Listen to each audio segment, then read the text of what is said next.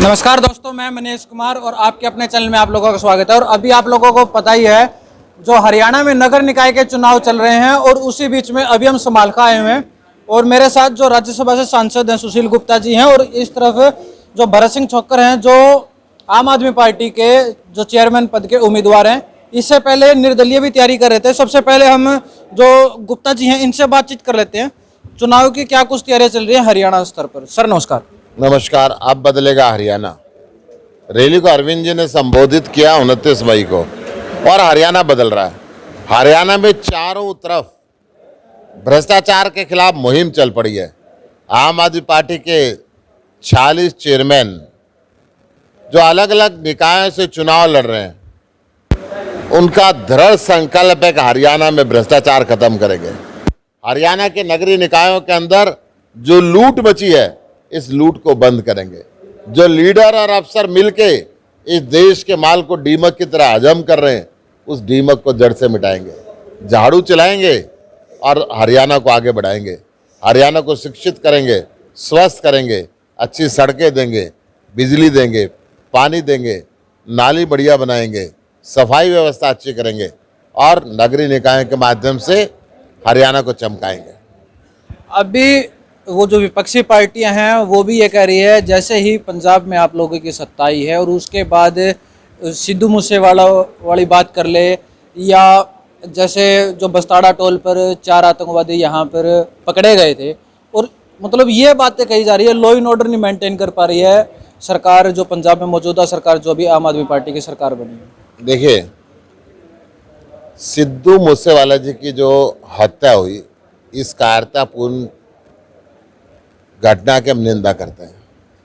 दोषी व्यक्तियों की गिरफ्तारी शुरू हो चुकी है, परंतु सिद्धू मूसेवाला जी उस दिन अगर अपनी सरकारी सिक्योरिटी को साथ लेके जाते, उसको घर पे नहीं छोड़ के जाते, तो शायद ये घटना टल जाती। गैंगवारी करने वाले लोगों को ये मौका नहीं मिलता। उनके पिता को जब पता चला कि वो सिक्योरिटी छोड़ के गए हैं, तो वो सरकारी सिक्योरिटी को लेके उनके पीछे पीछे भागे भी, परंतु सिक्योरिटी ना होने की वजह से दुर्घटना हुई। मैं समझता हूं कि जो नियम कायदे कानून कहीं ना कहीं सरकार ने बनाए, उनको अगर हम फॉलो करेंगे तो चीज़ें ज़्यादा ठीक रहेंगी। ज़्यादा दिन पुरानी बात नहीं, 1-2 दिन पुरानी बात है, लुधियाना में बस लूटी गई। इस प्रकार के कई वाक्य हैं, उस पर आप क्या कहेंगे? पूरा पंजाब लूटा जा रहा था। दारू के अलावा चिट्टे का कारोबार था, अवैध रेत खनन का कारोबार था। अब नहीं है क्या? बहुत खत्म हो चुका है।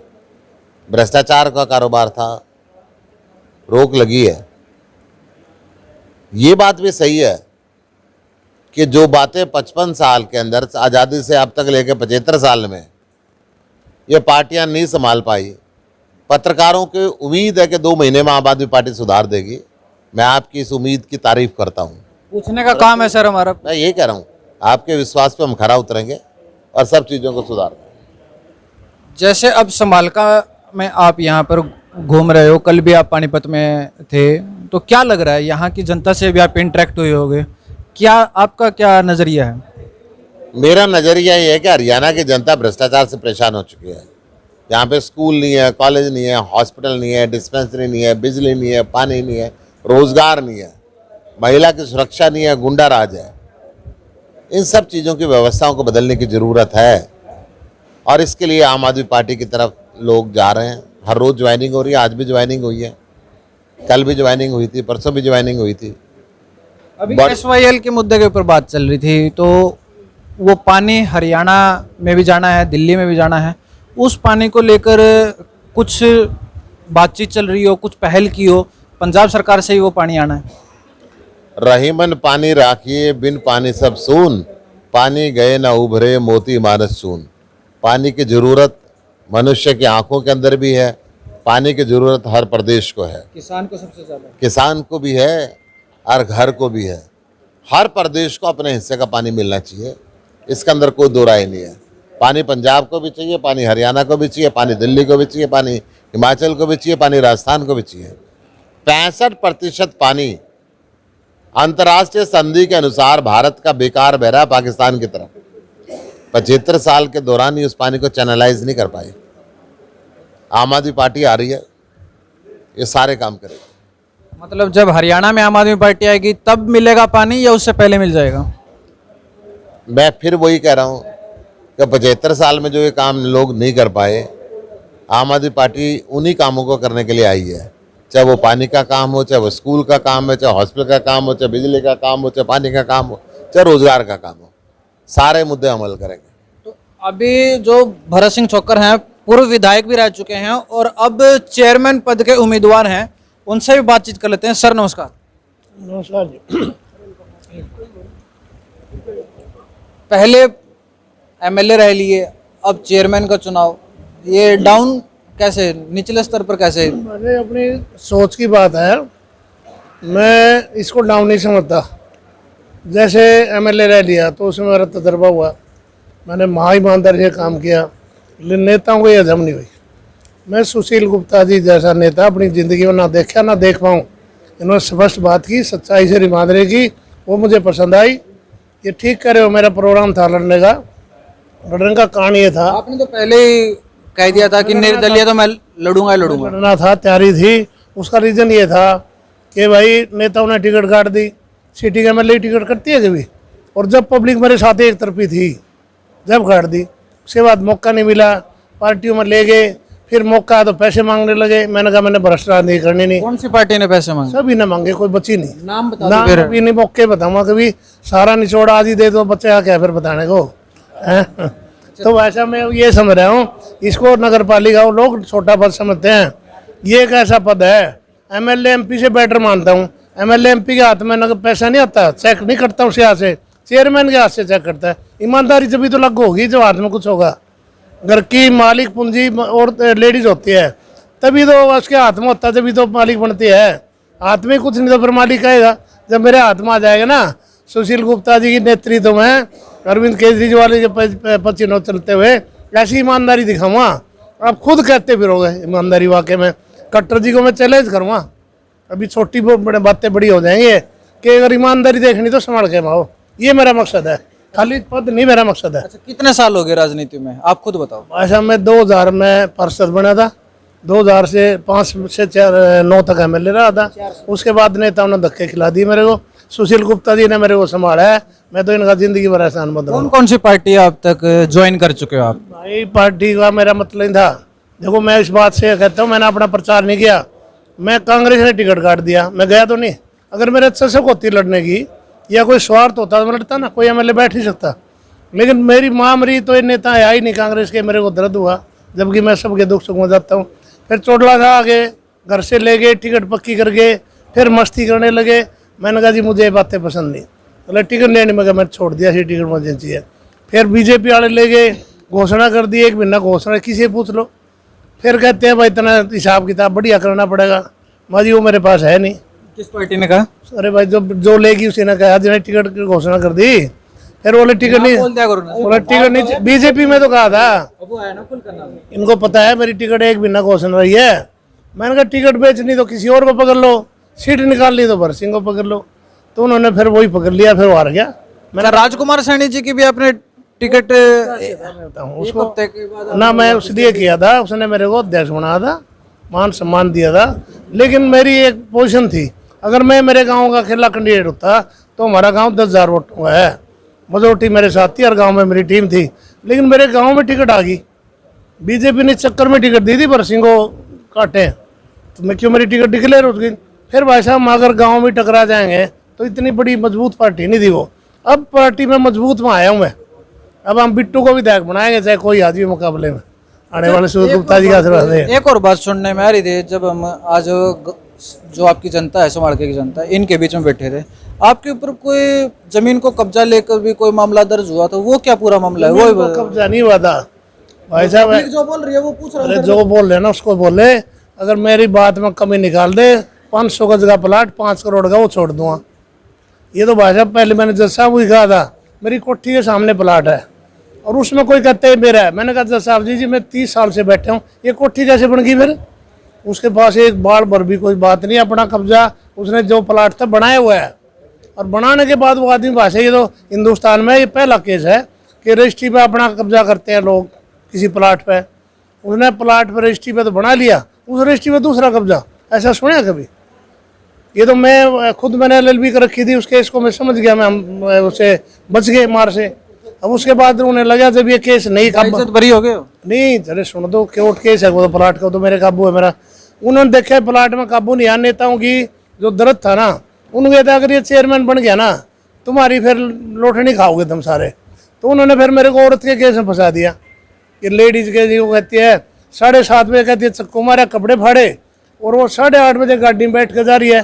तो मैंने SP साहब को वीडियो दिखाई, वो कैमरे में आ गई। मैं कहा जी ये 7:30 चक्कू लगे, कपड़े फाड़े, 8:30 बजे ठीक जा रही। बोले इसमें मुकदमा दर्ज करो, फिर हाथ जोड़े फैसले के लिए। अब वो फिर फैसला हो गया। तो वैसा मेरे अंदर कोई कमी तो धरती में निकाल सकता कोई, यहाँ की छोटो। अभी आप लोगों से बातचीत कराई थी, तो जो नामांकन की तिथि है वो कल की है, किस समय है? किस समय है थोड़ा पब्लिक को बता दीजिए। हम 9 बजे चाहते हैं, एक बार मिल लेंगे कुछ लोगों से, और फिर जैसा होगा कुछ वहाँ मिल मिला के प्रसाद बांट के, और फिर काफिला वगैरह भी निकाला जाएगा। तो फाइनल किया, बात करेंगे अभी बिट्टू से भी और भाइयों से भी। तो आचार संहिता का भी ख्याल करना पड़ेगा, है कि नहीं? तो देख लेंगे। क्या कुछ हैं आपके बेसिकली कि किन मुद्दों पे आप चुनाव लड़ोगे? बेसिक तो सामाजिक हित के मुद्दे हैं ना, जनहित के। कौन कौन से हैं थोड़ा वो वैसे जैसे ID हमेशा ना वोट देके एक तरफ रह जाती है। ये भाषा मैं देखो विधायक बना ना, जब मैंने एक बात कही थी, मेरे को बना के पछताना नहीं पड़ेगा। लोग पछताए नहीं मेरे को बना के। अभी तो तजर्बा बहुत हो गया है, आत्मविश्वास बहुत बढ़ गया है। अब जैसे लोगों से सीख बहुत कुछ लिया है। अब तो मुझे पता है यहाँ जो है ना, मैं 24 घंटे का आदमी हूँ, मेहनत करने वाला हूँ, लोगों के बीच में रहने वाला हूँ। इससे ज़्यादा जुम्मेदारी से काम करूँगा। और जो भी समस्याएँ हैं, जैसे ID की समस्या, लोग ज़्यादा दुखी हैं, मुझे पता है यहाँ बेईमान किस्म के लोग अपने आप ही ठीक हो जाएंगे। नंबर 1। नंबर 2 पार्क की समस्या है यहाँ। नंबर 3 गंद की नालों की समस्या है, भरे पड़े गंद। नंबर 4 यहाँ कोई किसी पूछने वाला नहीं है, आदमी जाए तो अपनी समस्या ले कहाँ जाए। मैं 24 घंटे हर समस्या के लिए इनके साथ खड़ा रहूँगा। मुझे विश्वास है हर समस्या का समाधान होगा। और जहाँ जनता इकट्ठी हो जाती है भाजपा, वहाँ को टिक नहीं पाता, समस्या टिकेगी, भाग जाएगी। राजनीति से पहले आपने देश सेवा भी की है? फोर्स में की है, भारतीय वायुसेना में। और देशभक्ति की भावना हमारे अंदर है, ईमानदारी की भावना वहीं से हमारे अंदर पैदा हुई है। फिर मैं बहुत बड़ी कंपनी में GM भी रहा हूँ, बहुत लोगों को सर्विस दिलाने का काम किया है। फिर जिला पार्षद भी रहा हूँ, फिर विधायक भी रहा हूँ।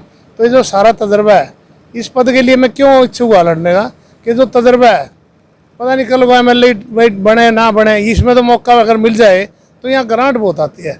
और ग्रांट आजकल सीधी चेयरमैन के हाथ में आती है। वो अपनी इच्छा अनुसार जनता के साथ से सलाह अनुसार खर्च कर सकता है। जो आदमी पैसे अपने हाथ से खर्च कर सकता है तो उसको ईमानदारी को यहाँ पर मजबूत बना सकता है।